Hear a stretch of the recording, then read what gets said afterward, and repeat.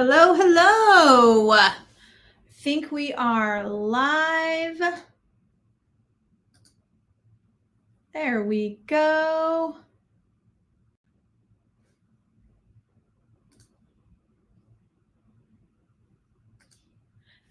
Okay, today is a little bit different. We're going with the you guys get to run the show today with your questions. You can put them in the chat.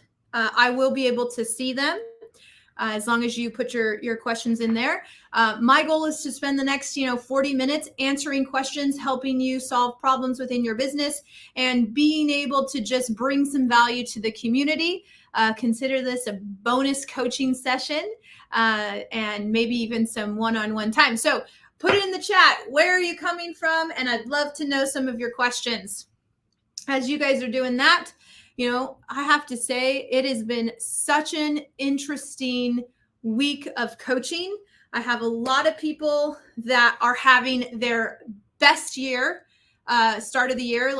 I think of one of my DFW clients. She just had her best February ever in her career. And then I've got some other people that are just struggling. Right? Struggling on what to say, struggling on understanding the market and how to move their business forward. That being said, if you're struggling with something, right, put it in there. Now, my phone is broken. I'll ask you guys, who knows why a phone would do this? Since the middle of last night, it's turning off and then turning back on. So if you've tried to get a hold of me today, I don't have a phone. My plan is after all of my appointments to go to the Apple store and figure that out. So if you want to ask a question, don't text me because I'm not going to see it. Ask here in the chat. So one of the first questions that came up was about vacations, right? Vacations. How do I take a vacation? You know what I mean? So I wanted to break down a couple things that I've seen when it comes to taking vacations as a realtor. So number one, I will say that you need to decide what kind of vacation it is. Is it the kind of vacation where you are on your phone and your laptop's with you and you're like writing offers and answering phone calls and negotiating deals? Like, are you that person that's, at Disneyland that is negotiating a contract on the side while you're waiting in line? Right? Because I think we've all had a vacation like that where your laptop just goes with you, your phone goes with you, and you're not really vacationing. Or is it a no contact vacation, right? One of the clients that I work with, she just went on a cruise, right? And we had to set up expectations and we had to set up boundaries because she wasn't going to have unfettered access to her phone and to her, computer. And she's got all of these clients that could potentially need her. So one, you need to decide what kind of vacation it is. Two, once you know what kind of vacation it is, then you need to set some boundaries and some expectations, right? So with my, friend that went on the cruise, we kind of said, okay, when would be a feasible time for you to check your email, right? Check any phone calls that might be missed. So she said, okay, how about this? Before, when we come back from the excursion, before dinner, I'll go ahead and go in and I'll check and respond to anything that's absolutely urgent. The funny thing is that most times, by the time she got to her email, the problem had already been resolved. The solution had already presented itself. But she set that really clear boundary or just expectation with her clients that she was only going to be checking email once a day. And, in the meantime, she had her team, if you will, supporting her. And that's the other thing is to go on vacation, you're going to need help. So if you're a solo agent, does that mean that you hire a transaction coordinator for the files that you have when you're going to be traveling? Does that mean that you find another agent in the area and you guys develop a relationship that when you're gone, you cover for them, and when they're gone, it's like that back and forth. I see that happen a lot, and it works really well. But that being said, I'm working with somebody right now. They're on spring break. They've got someone showing properties for them, but they're still writing the offers, right? They're still doing the negotiations. So they're on vacation, but they're negotiating, they're writing contracts, and someone else is opening doors for them. So I would say you also need to figure out who your team is, right? Is it your transaction coordinator? Do you need to let your broker know? Let your broker, bring in some support and things like that. Partner with another agent.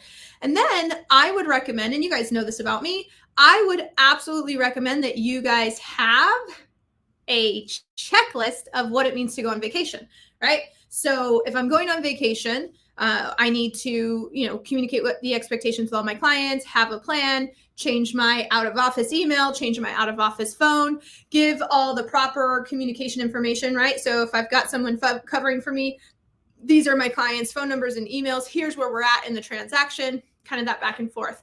But I'm curious, for those of you guys who are following along, is there anything that I missed? Anything else that you should do to prepare to go on vacation and actually enjoy it, right? The worst is being strapped to your computer the entire time that you're trying to vacation. Anything else that you would suggest for the person that asked about vacations? I'm curious, do you think that you should take vacations?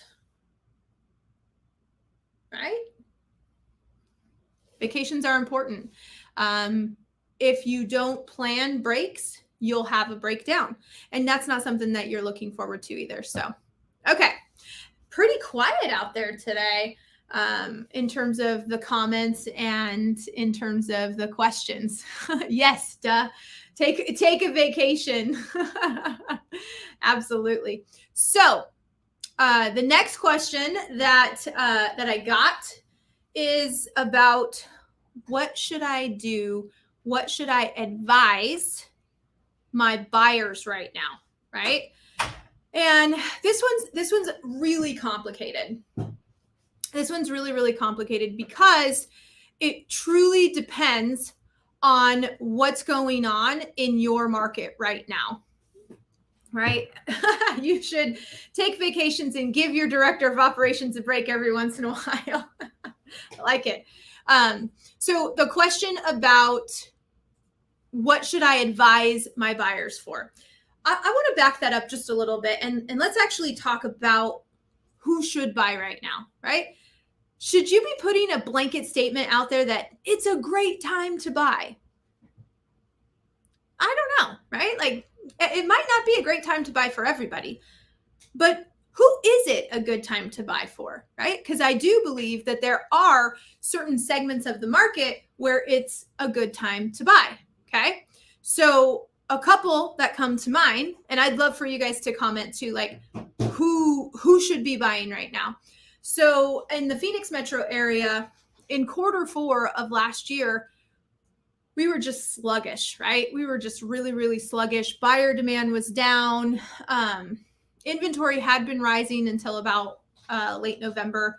And then it started to fall a little bit and has increasingly gone down since that time, which obviously changed the dynamics for buyers. But the people that at high interest rates, 6.5, whatever you can get qualified for, right? Like, who should buy? Well, I started to think about the opportunities for people who, one, need seller assistance. So if you're asking for a blanket statement of what should I tell my buyers, I think it really depends on their scenario. You got to ask better questions, right? Do you need closing cost assistance? Are you looking to buy down your rate? Because if you guys have increasing inventory, right? Homes are sitting and buyer demand's down, then that's a buyer that should absolutely, even at a higher interest rate, capitalize on the fact that the market's a little bit sluggish and they should be able to get closing cost assistance. Because what happened here now in January and February is buyer demand here in the Phoenix metro area has been rising. Meanwhile, inventory is declining. So as that happens, sellers are now experiencing some multiple offer situations again. It's not the same market as Q1 of 2022, but we are seeing multiple offer scenarios. When sellers get multiple offers and buyer demand is increasing, are they still willing to give away $6,500 in closing costs? No, they don't need to, right? So again, that's very market specific. Your market may not be experiencing multiple offer situations, or right, depending on the price point. So the other one that I was thinking about is, who should be a buyer would be, I was actually just working with an agent this morning. So she went out and showed a home to the buyer. He's pre-approved, and he really didn't love the interest rate that he got qualified at. And he said, well, that's like $800 more a month. And so we kind of talked through, and I said, well, tell me a little bit more about his scenario, right? Like, why is he moving? Turns out he's just moving because he hates his neighbor. That might not be enough motivation to increase your monthly mortgage payment by $800 just because you don't like your neighbor. But here was an interesting fact. He was sitting at a 2.5% interest rate. So he's in his current home at a 2.5%. And to jump to 6.5%, he did not like that. That did not feel good, right? But we started to talk through it. I said, well, what's his home? His mortgage rate's like around $1,200. I said, could that home rent for more than $1,200? Turns out it can rent for more than $1,200. Turns out that what he could rent the home for could actually cover the increase so he could get away from his neighbor. But that's only if he's interested in growing his net worth and growing his, residual income. And so really the conversation to go back to that person is, what do you know about contingent offers, right? Because here's the other thing, like, oh, I'm getting ahead of myself. Like in this case scenario, we're going to go back and we're going to talk to him about, are you interested in investing in real estate and, keeping this property, this asset at a 2.5% while renting it out, cash flowing, moving that cash flow into a new primary residence. Yes, that new interest rate totally stinks. However, now you have two assets that are increasing in value. And ideally, hopefully someday you're going to refinance, right? The other thing we talked about though is like if he doesn't rent the home out, he has to sell that home to be able to buy a new home. In Q1 of 2022, and heck, all of 2021, contingent offers did not exist here in the Phoenix metro area. Like sellers didn't need to do it. They just didn't need to do it. And if you don't need to accept a contingent offer, why would you, right? You wouldn't. So if you were in the position where you needed to sell your home to be able to buy the new home and you wanted to write a contingent offer, it just didn't happen. Well, fast forward, the market started to shift mid-year. So in Q3 and Q4, we saw a ton of contingent offers and sellers accepting those contingent offers again, because buyer demand was down and they wanted to sell their home. So they were willing to take a risk. So there's another segment of the market of, who should buy right now. Someone said people who have a lot of equity and want to downsize, baby boomers, absolutely. Really what it comes down to is I would not have just a blanket statement out there that's like, right now is a great time to buy, because it might not be for you in your particular scenario. Instead, I would really figure out what are the 5 to 10 questions you should be asking that person so that you can truly advise if right now is a good time for them to buy. Adversely, on the same token, is now a good time to sell, right? Like we get that question a lot. In fact, just had a listing go live in Santan Valley, and the client was like, should we wait until April to put this home on the market? And honestly, with seeing what that price point is doing in Santan Valley right now, we were like, actually, we don't see any reason to wait, because there's just probably going to be more competition. We're seeing movement in this price point. Right now is a good time for you to list the property and sell. So, but let's talk about sellers right now. Who is not a good fit for selling their home right now? So the first thing is, again, coming back to market stats and understanding the market intelligence. I don't know all of your guys' markets, but here's what I know about the Phoenix metro area. Our inventory is going down. We started the year out at like a 3.8 month supply of inventory. We're down to about 2.18. So our inventory is going down. Now, if we were going back to, August, September, October, those times, inventory was just skyrocketing, right? Like it was not a good time to sell because homes were sitting, right? We were not experiencing the multiple offers. In fact, a lot of homes were coming off the market. So think about what's going on with the inventory in your area. And then let's talk about who shouldn't be selling their home right now, right? Like, what are the reasons you should not sell your home right now?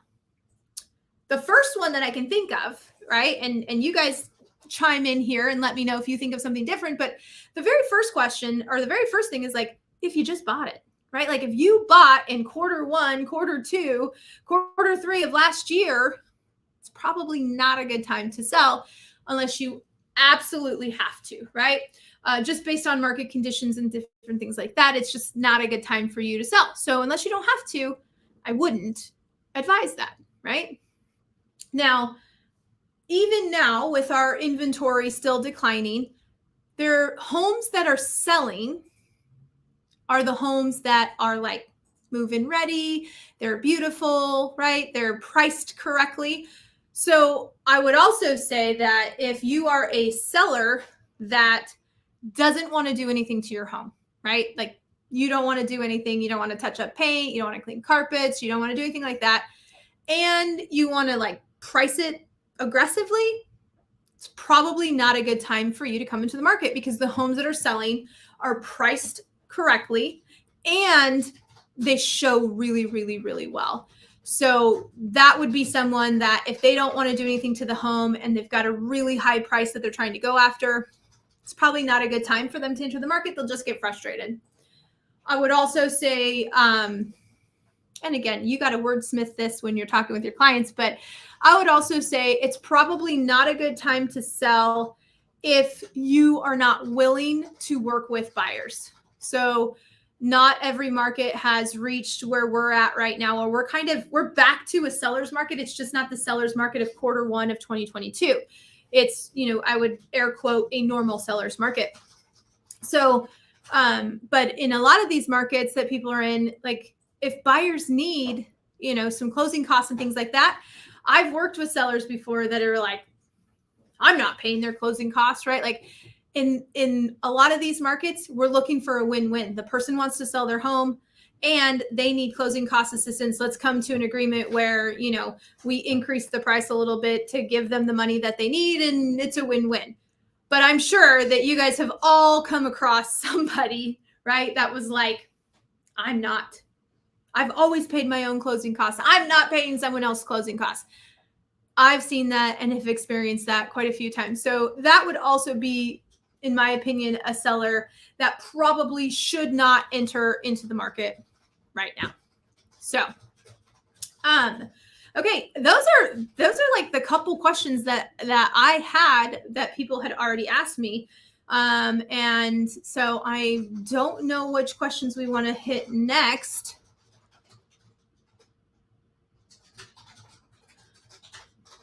What website should I use? That's one that I get a lot. I get that one a lot. So let's talk a little bit about websites and CRMs. So think about why you need a website. You need to be able to lead capture, right? That's like, you need a place for people to search for homes, right? Like an IDX where they can search for homes. So you can get them off Zillow, you can get them off realtor.com, things like that. You also need to be able to lead capture. And I would say it's also really important for you to have a place where your content can live, right? A place that you own that your content can live. So where you, embed your YouTube videos, you have your blog, you have all of your reels and your shorts, and then that hyper local content that you do. So that's kind of the reason that we need a website. Lead capture, a place to store all of our content that we own, and a place for people to shop for homes, right? Ideally, all of that connects to your CRM. So I would say that people get so caught up on this. Make sure it loads fast. Again, I'm oversimplifying this, but like if it's sluggish and doesn't load well, that's probably not a good website. So you want to make sure that it's easy for the consumer to use and that it loads fast. So it's an enjoyable experience on both mobile and desktop, because we know a lot of that happens on mobile. And then this is something people don't think about, but we moved CRMs, I think 3-4 years ago, because we wanted a website that was easier for us to update and edit. We didn't want to have to learn how to write code, and we didn't want to have to hire someone every time we wanted to post a blog or we wanted to create a landing page or something like that. So I would also, as you're kind of perusing different websites, look at the ease and use and functionality. Are you going to have to constantly go back to, to the owners and have them do it? Or is it something that you'd be able to just post that YouTube video, create that blog, something like that? That's also an important piece. So loading quickly, works well on mobile, has those functionalities, and easy to use. Those are, in my opinion, the most important things. So do I have a specific brand that I am going to push? No, because it depends on the CRM that you're going to use. So like for me, I really like the simplicity of having my CRM attached to my website. That's really powerful for me. And it also allows me to have the agents on the team have their own websites too at no additional cost to them. And they can lead capture and do things like that. So for me, I like the all-in-one. It's very user-friendly for me. So that's something like a KV Core, Commissions Inc., Boomtown, and Sierra Interactive, right? All of those, even Chime, right? They all are that kind of front end integrated with the back end. And they're pretty well known within our industry for those. Now, if you are looking at a standalone website, so then we're talking maybe like a Playster or a Luxury Presence or Agent Image, right? Then you're going to need to tie that to a back-end system, something probably like Follow Up Boss, right? My favorite pairing is Follow Up Boss with Ylopo. That's pretty good. You can also use Ylopo with Sierra Interactive as a CRM, but I really like Follow Up Boss with Ylopo as a front-end, back-end. So while I don't necessarily have a favorite place for websites, it's more about how you intend to use it and how you want it to integrate with your CRM. So, Kelsey, did you have anybody submit a question? Let me look.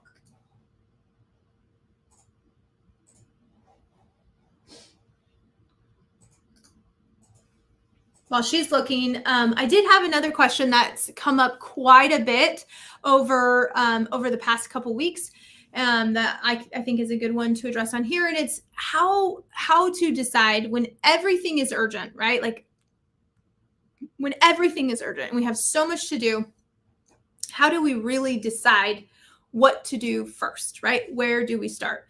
And so I'm going to share with you guys a little graph that is super, super helpful. It's not something that I invented. I read it out of a book, First Things First by Stephen Covey. And I've seen it in a couple different places, but it's just a way to help you like process and prioritize what to start working on next. So I do have a question. Okay. Once you're done. Perfect. Kelsey's got another question, but I'm going to kind of show you guys this real quick. So what I really like is you're going to draw a graph and you're going to say important, not important, right? Oops. And then you've got urgent and not urgent. Okay, and actually write this out, draw it out, and start to look at that to-do list. Start to look at everything you have to do. So for instance, maybe you need to get a website, right? And you say, okay, is that important or not important? It's totally important, right? You should have a website. Is it urgent or not urgent? Well, that really kind of depends. If you're not trying to, like, if you're buying Google pay-per-click leads, it's urgent, right? Because you need a place to be able to capture those leads and things like that. So I'd move it up. But if you don't, like, then maybe it's not urgent, right? Maybe it's important, but it's not urgent, right? Maybe you've got an inspection report that's due. Well, yeah, that's like important and that's urgent because it's time sensitive, right? Maybe you want to work on your listing presentation, right?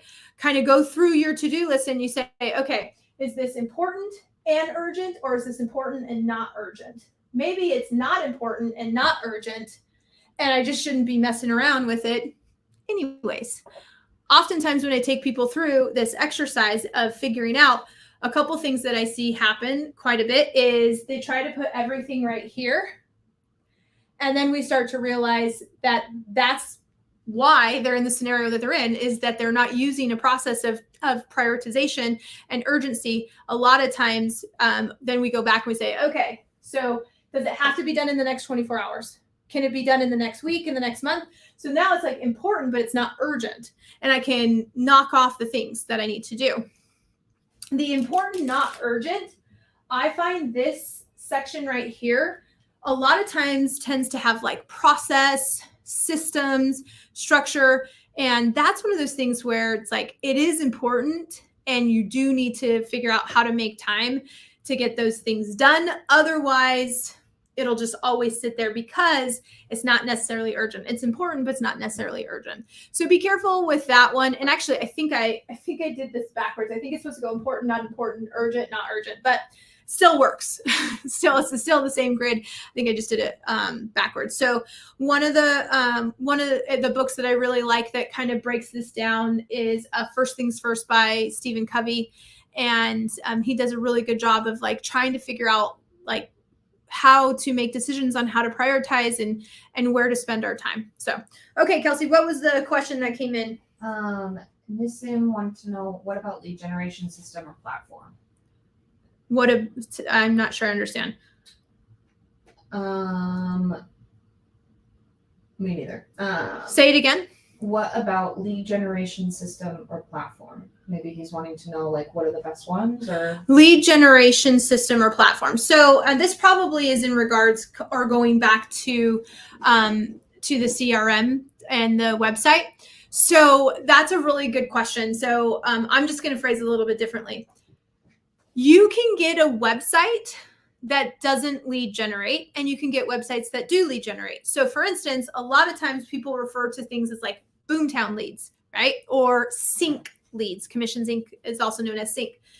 So the deal is that all of those platforms, Boomtown, Sierra Interactive, Ylopo, Commissions Inc., KV Core, Chime, I'm sure there's even more. All of those platforms, you can get the platform and pay for leads or not pay for leads. And that's important to know. So if you're going to go into one of those platforms, like for instance, if you like get on the phone with Ylopo, they're going to quote you like $1,500. That's platform and advertising. And that's like just starting. And so, you know, who does it best for lead generation? That's total personal preference. I have clients in all of those systems that are crushing it with Google Pay-Per-Click. I think the thing that's more important is, are you built for internet leads? And are you built or have the knowledge to respond to them appropriate? Like, what kind of lead is it? So this is one of the common misconceptions that I see a lot. And actually, I'm going to pull up a little image that I got from Jason Pantana in his Marketing Edge. So let's talk about the different types of lead generation platforms, and specifically the leads that come in. So pull it up. Okay, so let me share my screen, present, share screen.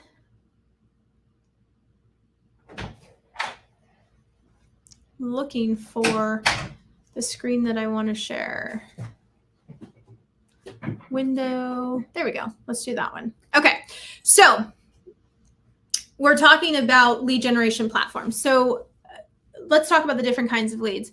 At the top of this, Jason put social media leads. I also agree with him that social media leads are at the top of the funnel. So if you're paying someone like Ylopo to run social media leads, that's going to look very different than if you're paying Boomtown to generate Google pay-per-click leads, or if you're also paying Ylopo to generate Google pay-per-click leads. So think about this. When you go on to Facebook, when you go into Instagram, you're probably there because you want to connect with your friends. You're looking to be entertained. I want to check and see if one of my favorite authors and when she's going to release the next book, and funny cat videos. If you're my aunt, she sends me funny cat videos all the time. You're not on social media to search for a home. But what happens is, and this happens to me all the time, I see this home and it's like, see what $350,000 in, some random place in Texas gets you. And it's like a mansion. It's the most beautiful home I've ever seen, right? And I'm just like, oh my gosh, I love this home. So I click on it. Of course, it's going to ask me to register. And then I drop in to someone's CRM. Was I actually a lead? Not really, right? Like I wasn't actually a lead. I was just looking at a beautiful home.